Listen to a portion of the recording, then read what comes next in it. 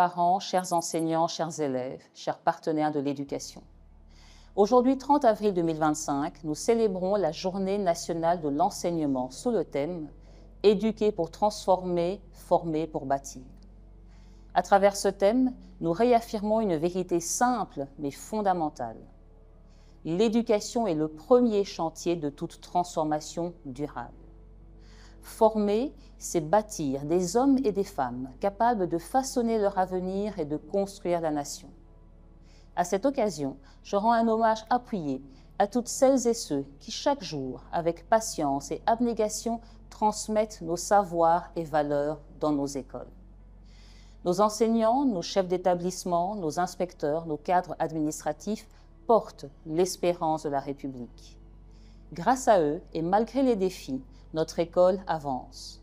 Grâce à eux, l'idéal d'une éducation publique gratuite, inclusive et de qualité devient peu à peu une réalité.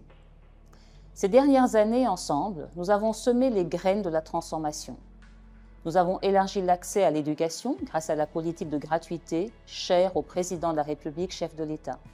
Nous avons bâti en construisant plus de 400 nouvelles écoles et en lançant dès cette année la réalisation de 3000 salles de classe supplémentaires.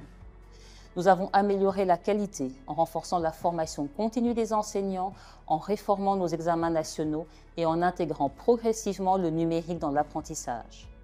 Et nous avons ravivé la citoyenneté en inscrivant dans le cœur de nos écoles le serment de citoyen et en réinstaurant la levée du drapeau et l'hymne national. Chaque salle de classe réhabilitée, chaque enseignant formé, chaque élève encouragé est une pierre de plus à l'édifice d'un Congo fort et uni. Mais bâtir exige persévérance et lucidité. Les défis restent nombreux. Transformer l'école ne signifie pas seulement ajouter des murs et un toit. Cela exige de créer des espaces d'apprentissage où chaque enfant, fille ou garçon, en milieu urbain comme en zone rurale, peut déployer son potentiel. Former impose de valoriser encore davantage nos enseignants, car aucun système éducatif n'est meilleur que ses éducateurs. Innover est une nécessité. Les outils numériques doivent devenir des alliés pour rendre l'éducation plus accessible, plus interactive et plus résiliente. Inclure est notre devoir.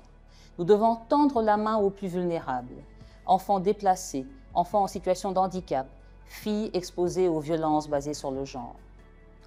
Plus profondément encore, l'école doit redevenir le berceau de notre résilience collective. Là où l'éducation s'épanouit, la citoyenneté grandit. Là où l'on forme des esprits libres et solidaires, les sociétés résistent mieux aux crises, aux violences et aux divisions. Éduquer pour transformer, c'est construire une société capable de se relever après les épreuves. Former pour bâtir, c'est forger des citoyens responsables, unis par des valeurs communes, prêts à porter la destinée de la nation. Chers collègues, chers élèves, chers partenaires, l'éducation est une œuvre nationale, un combat quotidien et une promesse collective. C'est ensemble que nous réussirons. Je vous invite, chacune et chacun, à renouveler aujourd'hui votre engagement. Enseignants, soyez les bâtisseurs patients de l'avenir.